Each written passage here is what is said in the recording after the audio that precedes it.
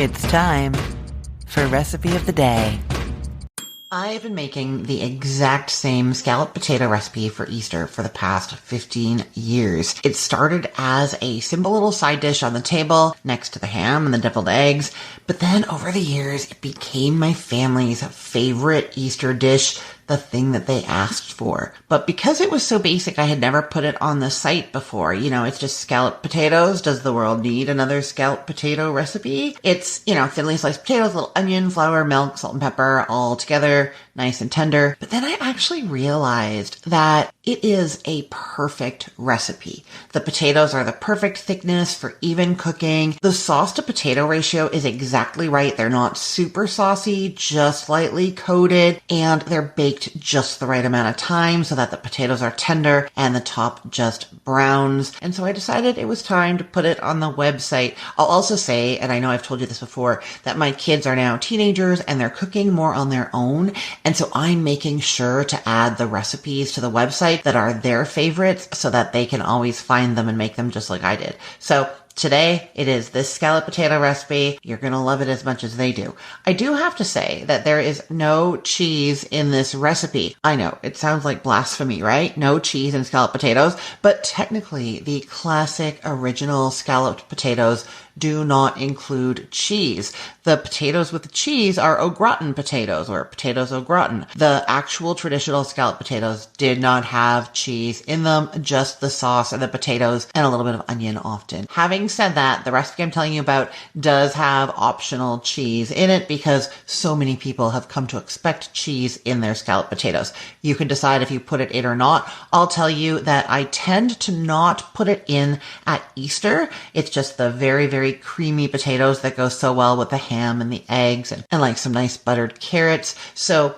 it's not in our usual Easter dinner, but if I'm making this recipe on like a different Sunday or a regular weeknight, I will quite often add the cheese. You know me, there's cheese in just about everything, right? Okay, before I dive into the recipe, I'm just going to tell you a couple of important things, the kind of potato that you use. So for scalloped potatoes, you want a potato that's more of an all-purpose potato rather than a very starchy or waxy potato, and that's just so that they are nice and tender from cooking, but hold their shape. So the best potato to use is a Yukon Gold potato. You could use a red potato, but then you have the non-traditional red color in your scalloped potatoes unless you peel them, which, you don't have to if you use the Yukon Gold. The peels are nice and thin and they're just perfect. If you have a starchier potato, like a standard baking potato, like a russet, you can use those. I would peel those first and just know that they might fall apart more in the sauce. They might not hold their round scalloped shape, right? You want that nice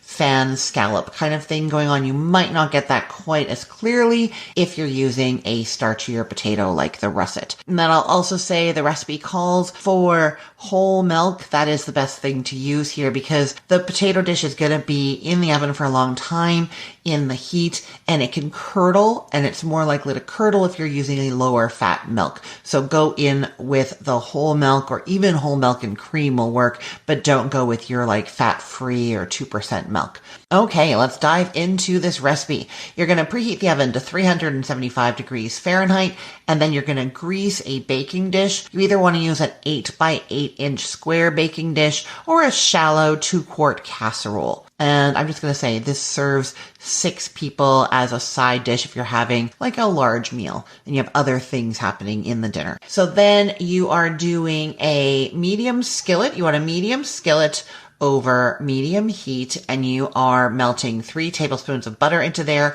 Once it's melted, you add a small onion, about half a cup of chopped onion into there, and cook, stirring occasionally until it's softened. Then add a teaspoon of salt, a 1/4 teaspoon of garlic powder, and 1/8 teaspoon of black pepper. And if you want to, you can do a little pinch of cayenne or paprika or both.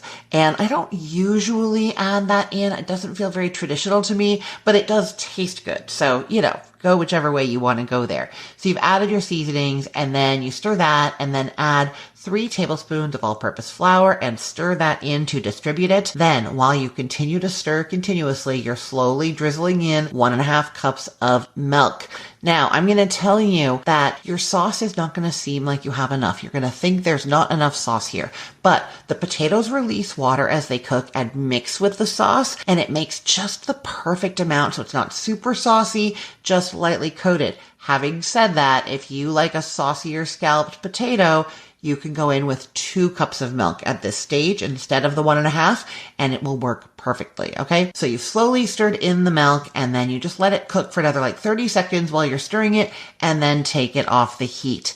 Okay, then you get that greased baking dish that you have there, and you have your potatoes in 1/8 of an inch slices. That's thick enough that you do have to bite through them. They're not wafer thin or anything like that, but not so thick that they're going to take forever to cook. I use my hand, just like a knife, to slice these, but you can use a mandolin slicer if you have one. So you've sliced 2 pounds of potatoes. You've sliced them 1/8 of an inch thick. If they were the Yukon Gold, you did not peel them. If they were a russet potato, you did peel them. And then you're doing half the potatoes in an overlapping layer in the bottom of your baking dish. You want that nice fan pattern. Then sprinkle that lightly with salt and pepper, and then drizzle half the sauce over the potatoes. Again, you're not going to think it's enough, but it is enough. Just drizzle it over there and spread it a little bit. Don't worry if it's not very spread out, because it's going to heat up and mix with the water from the potatoes, and that will cause it to spread. Now, if you are using cheese, you're going to sprinkle a cup of shredded cheddar cheese over that right now. And if you're not using cheese, don't sprinkle cheese on top there. And then you're going to do the second half of the potatoes in an overlapping layer over top, and sprinkle that lightly with salt and pepper, and then top with the remaining sauce. Again, drizzle it over there. It's not going to cover it totally. That is fine.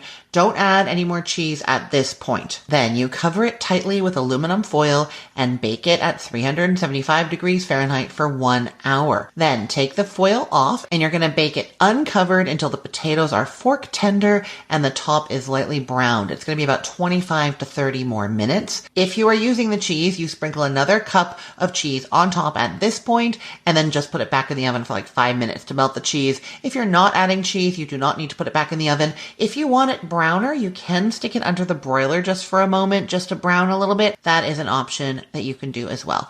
Then take the casserole out of the oven and let it rest for 10 minutes. It's just going to set up a little bit. The sauce will stop bubbling and being so liquidy, kind of set up and get a little thicker. Then it's ready to serve. It is wonderful with ham, a great choice for Easter. I will link to my recipe for how to bake ham perfectly. I have a spiral cut ham recipe and a boneless ham that's not been spiral cut recipe, and I have some glazes too. I will link to those in the show notes for you. You will have the perfect Easter dinner. And I, of course, will put the link to the scalloped potatoes in the show notes for this podcast episode, or you can head to cookthestory.com/ROTD and get it there. Everything there is arranged by date, so it's helpful to know that today is March 12th of 2026. I'm Christine Pittman from cookthestory.com, thecookful.com, cookfor2.us, and this podcast recipe of the day. I hope you have a great day. Let's get cooking.